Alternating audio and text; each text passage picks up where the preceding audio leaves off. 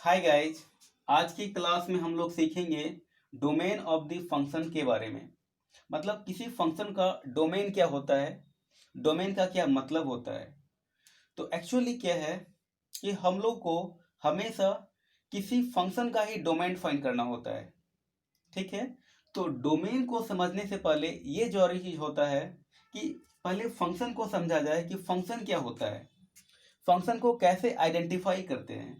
उसके बाद अगर हम फंक्शन को आइडेंटिफाई कर लेते हैं तो फिर डोमेन फाइंड करना एकदम इजी हो जाता है। तो अभी हम लोग पहले फंक्शन को समझेंगे कि फंक्शन क्या होता है और फंक्शन को कैसे आइडेंटिफाई करते हैं। ठीक है। ये फंक्शन वर्ड मैथमेटिक्स में देखने में बहुत ही छोटा सा है, लेकिन इसका बहुत ही ब्रॉड मीनिंग होता है। मैथमेटिक्स में फंक्शन को समझने के लिए, इस फंक्शन वर्ड का मतलब समझने के लिए कम से कम 10 से 12 क्लास का टाइम लगता है। तब जाकर के हम फंक्शन को समझ पाते हैं कि फंक्शन होता क्या है। एक फंक्शन क्या होता है देखते हैं। ओके। तो if we write an expression with respect to any variables is known as a function with respect to that variables.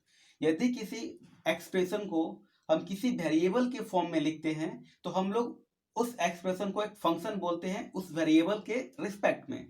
जैसे एक एक्सप्रेशन लिख रहे हैं a x square b x plus c. ये एक एक्सप्रेशन है जो x के रिस्पेक्ट में वेरिएबल है। तो हम लोग इसको बोल सकते हैं क्या कि this expression is a function of x। तो इसी चीज को अगर हम लोग को फंक्शन बनाना होगा तो लिखेंगे फंक्शन ऑफ x।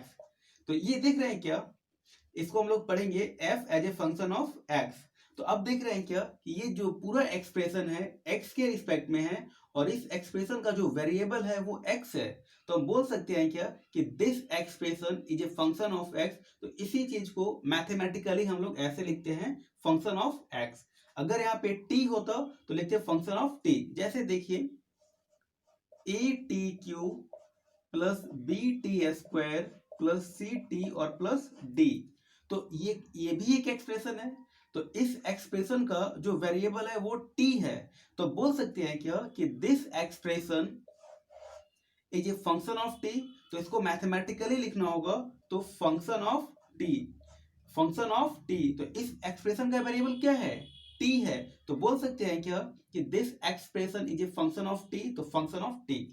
अब ध्यान से देखिएगा, ऐसे लिखा हुआ है साइन एक्स। तो इसमें देखिए साइन एक ट्रिग्नोमेट्रिक रेशियो है और इसका आर्गुमेंट x है। तो इसका मतलब this trigonometric ratio is a variable with respect to x। तो बोल सकते हैं क्या कि this expression is a function of x। तो लिखेंगे function of x। For example अगर ऐसा लिखा हुआ है x square minus 4x plus 5। ठीक है। तो ये भी एक एक्सप्रेशन है और इस एक्सप्रेशन में वेरिएबल क्या है, x। तो बोल सकते हैं क्या कि this expression is a function of x। अब फंक्शन को कैसे आइडेंटिफाई करते हैं। ओके। अब इसी चीज का हम इस फंक्शन को आइडेंटिफाई करने के लिए हमें समझ में आ गया। अब हम इसी के हेल्प से किसी फंक्शन का डोमेन फाइंड करेंगे। क्योंकि किसी भी फंक्शन का डोमेन फाइंड करने के लिए सबसे जरूरी चीज होता है फंक्शन को आइडेंटिफाई करना। वो किस टाइप का फंक्शन है, वो कैसा फंक्शन है। क्योंकि डिफरेंट डिफरेंट फंक्शन का डिफरेंट डिफरेंट प्रॉपर्टीज होता है और डिफरेंट डिफरेंट प्रॉपर्टीज होने की वजह से डिफरेंट डिफरेंट फंक्शन का डिफरेंट डिफरेंट तरीके से डोमेन फाइंड किया जाता है। तो इसका मतलब ये हुआ कि किसी भी फंक्शन का डोमेन फाइंड करने के लिए सबसे जरूरी होता है फंक्शन को आइडेंटिफाई करना। तो अभी हम लोग फंक्शन को आइडेंटिफाई करना सीखे हैं कि कैसे किसी फंक्शन को आइडेंटिफाई करेंगे। इसके बाद सीखेंगे कि फंक्शन का क्या प्रॉपर्टीज होता है और उस प्रॉपर्टीज के हेल्प से हम उसका डोमेन फाइंड करना सीखेंगे। Okay. The domain of a function is the set of all real values for which the function is defined. कोई भी फंक्शन जिस वैल्यू के लिए डिफाइंड होता है वही वैल्यू उस फंक्शन का डोमेन होता है। तो मैथमेटिक्स में कैसे पता चलेगा कि ये फंक्शन डिफाइंड हो रहा है या नहीं हो रहा है। तो डिफाइंड होने का, डिफाइंड फंक्शन अगर हो रहा है तो इसको आइडेंटिफाई करने का आसान तरीका है, कैसे आइडेंटिफाई कर देंगे। तो बोल रहा है क्या कि the outputs are any finite real values. अगर किसी फंक्शन का जो आउटपुट है अगर वो कोई फाइनाइट रियल वैल्यू है, तब हम बोलेंगे कि ये फंक्शन उस पर्टिकुलर पॉइंट्स पर डिफाइंड है, उस पर्टिकुलर वैल्यू पर डिफाइंड है। अगर किसी पर्टिकुलर वैल्यू पर कोई फंक्शन का आउटपुट प्लस इन्फिनिटी या माइनस इन्फिनिटी आ जाता है या सम कांस्टेंट अपॉन जीरो आ जाता है, तब हम बोलेंगे कि ये फंक्शन नॉट डिफाइंड है। ठीक है, ओके। अब हम लोग किसी फंक्शन का डोमेन फाइंड करना सीखेंगे। अभी हम लोग क्या क्या सीखे? फंक्शन को आइडेंटिफाई करना, किसी फंक्शन का डोमेन क्या होता है और डोमेन का क्या मतलब होता है किसी फंक्शन के लिए, ये तीन चीज हमने सीखा अभी। अब हम सीखेंगे कि कैसे किसी फंक्शन का डोमेन फाइंड करते हैं। जैसे फॉर एग्जांपल बोल रहा है क्या, find the domain of the functions.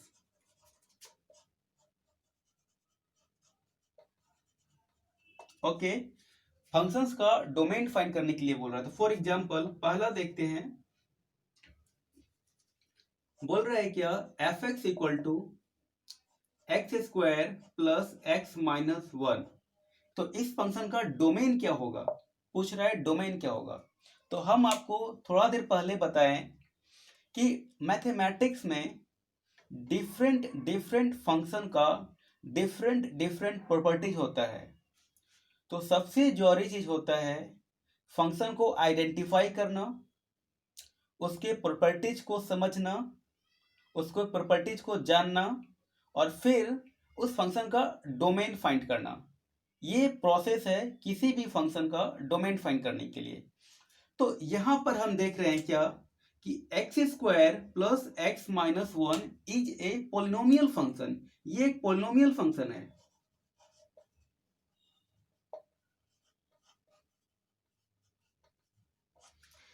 ये एक पोलिनोमियल फंक्शन है, जैसा कि आप लोग क्लास 7, 8, 9, 10 में देखे होंगे। पोलिनोमियल फंक्शन पढ़ना है तो पोलिनोमियल फंक्शन का प्रॉपर्टीज होता है कि the domain of a polynomial function is always belongs to real number.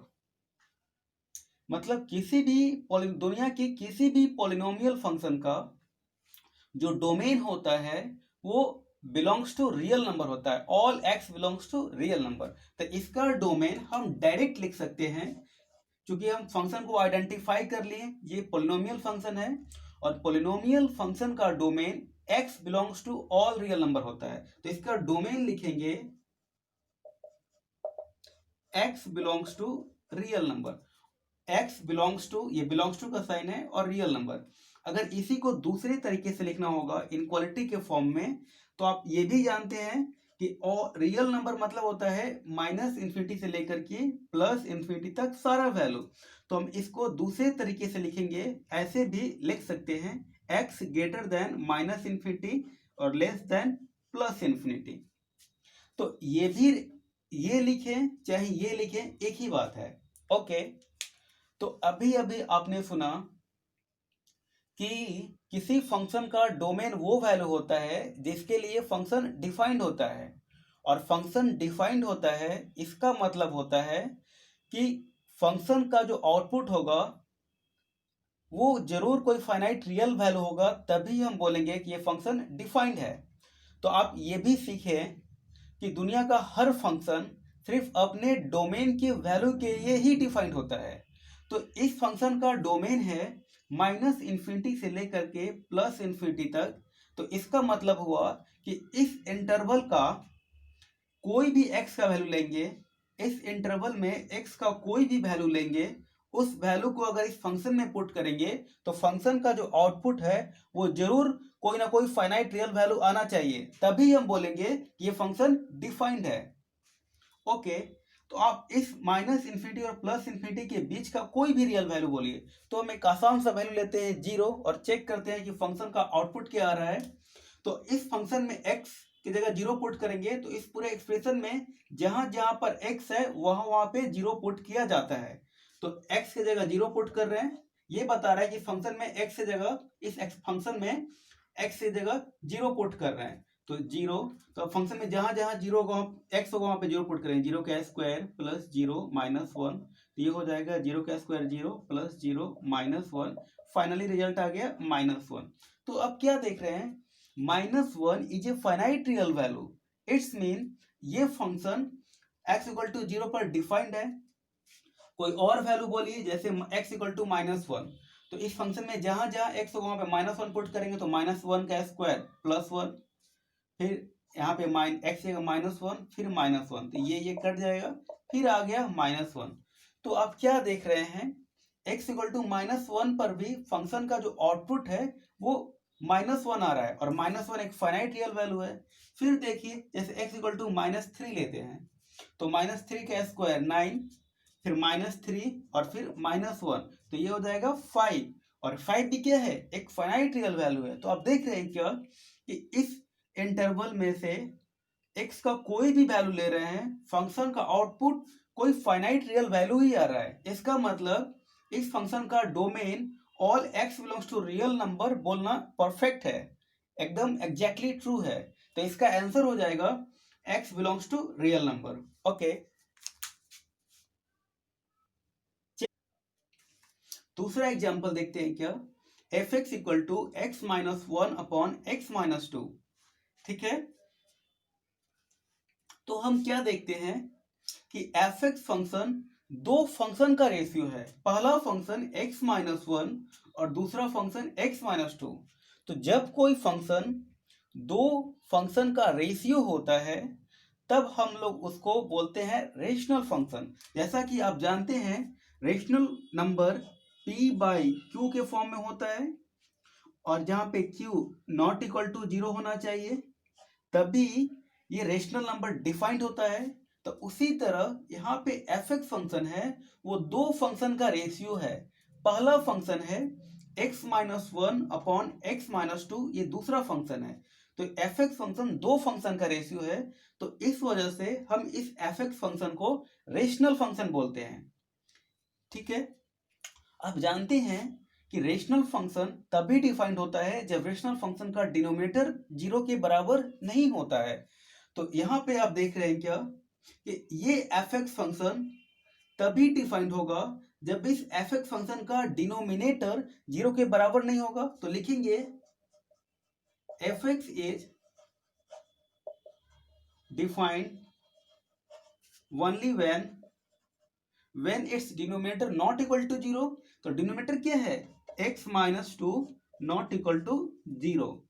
तो हम ये चेक कर लेते हैं कि ये कब x माइनस 2 0 के बराबर नहीं होगा। तो यहाँ पे सॉल्व करेंगे तो x नॉट इक्वल टू, ये -2 राइट साइड जाएगा तो +2 हो जाएगा। तो हमको मिला कि x minus 2 not equal to 0 कब, जब x 0 के बराबर, जब x 2 के बराबर नहीं होगा। तो इसका मतलब हुआ कि इस फंक्शन का जो डोमेन होगा, लिखेंगे x belongs to real number except 2। क्यों, x इक्वल टू 2 पर इस फंक्शन का डिनोमिनेटर 0 हो जा रहा है। जब फंक्शन का डिनोमिनेटर 0 हो जाएगा तो ये फंक्शन नॉट डिफाइंड हो जाएगा। तो इसका मतलब इस फंक्शन का जो डोमेन होगा -∞ से लेकर के +∞ तक सारा वैल्यू होगा, सिर्फ 2 को छोड़ करके। क्यों 2 को छोड़ करके, क्योंकि 2 पर ये फंक्शन नॉट डिफाइंड हो रहा है। समझ में आ गया, तो ये फंक्शन का डोमेन होगा। आप चाहें तो इसको दूसरे शब्दों में लिखना चाहें तो ऐसे भी लिख सकते हैं, x greater than -∞ less than +∞ except 2। तो ये इसका आंसर हो जाएगा। तो आप समझ गए। तो आप क्या देख रहे हैं, डिफरेंट फंक्शन का डोमेन फाइंड करने के लिए पहले उस फंक्शन को आइडेंटिफाई करना होता है कि ये किस टाइप का फंक्शन है, और उस फंक्शन का जो एप्रोप्रिएट प्रॉपर्टीज होता है उसको यूज करना होता है, और फिर हम फंक्शन का डोमेन फाइंड करते हैं।